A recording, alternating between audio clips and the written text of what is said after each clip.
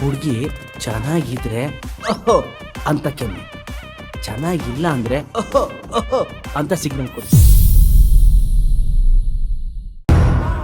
ನಾನು ಯಾಕೆ ಮಾತಾಡ್ತಿದ್ದೀನಿ ಅಂತ ಸ್ವಲ್ಪ ತಿಳ್ಕೊ.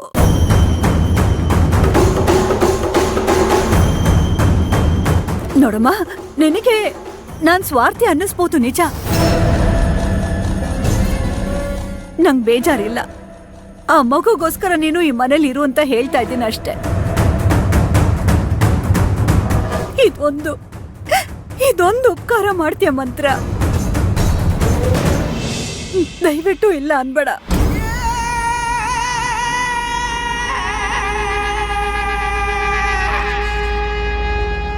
ನೀನಿರಬೇಡ ಅಂದ್ರೂ ನಾನು ಇರೋದಕ್ಕೆ ಬಂದಿರೋದು.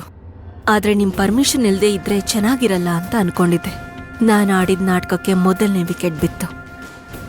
ನಾನು ಹಾಕಿರೋ ಯಾರ್ಕರ್ಗೆ ಕ್ಯಾಪ್ಟನ್ನೇ ಕ್ಲೀನ್ ಬೋಲ್ಡ್ ಅಂದ್ಮೇಲೆ ಟೀಮ್ ಇನ್ನೇನು ಆಡುತ್ತೆ.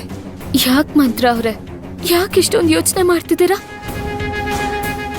ಅಮ್ಮ ಅಷ್ಟೊಂದೆಲ್ಲ ಕೇಳ್ತಿದ್ದಾಳಲ್ಲ, ಏನಾದ್ರೂ ಹೇಳಿ. ನೀವ್ ನಮ್ ಜೊತೆನೇ ಇರಿ ಮಂತ್ರ ಅವ್ರೆ. ನೋಡಿ, ನೀವ್ ಅನ್ಕೋಬಹುದು ನಾವ್ ಇಷ್ಟೊಂದು ಒತ್ತಾಯ ಮಾಡ್ತಿದೀವಿ ಅಂತ. ಹಾಗ ಅನ್ಕೊಂಡ್ರು ಪರವಾಗಿಲ್ಲ.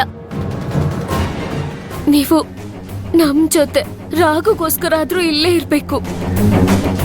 ಮಂತ್ರ, ಏನಾದ್ರೂ ಮಾತಾಡಮ್ಮ. ಮಂತ್ರ ಅವ್ರೆ, ಹೂ ಅಂತ ಹೇಳಿ. ಸರಿ, ನೀವಿಷ್ಟೊಂದೆಲ್ಲ ಕೇಳ್ಕೊತಿದ್ದೀರಾ ಅಂದ್ಮೇಲೆ ನನ್ನ ಬಗ್ಗೆ ಯಾರು ಏನಂದ್ರೂ ಪರವಾಗಿಲ್ಲ.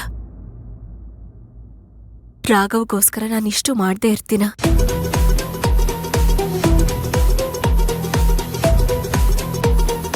ಚಿಕ್ಕವಳು ಕಣಮ್ಮ ನೀನು, ನಿನಗ್ ನನ್ ಕೈ ಮುಗಿಯಬಾರ್ದು. ಆದ್ರೂ ಈ ಚಿನ್ನದಂತ ಗುಣ ಇದೆ ನೋಡು, ಅದೇ ನನ್ಗಿಷ್ಟ ಆಗೋದು. ನನ್ ಮನ್ಸಲ್ಲಿದ್ದ ಭಾರನ ಇಳಿಸ್ಬಿಟ್ಟೆ ಮಂತ್ರ ನೀನು.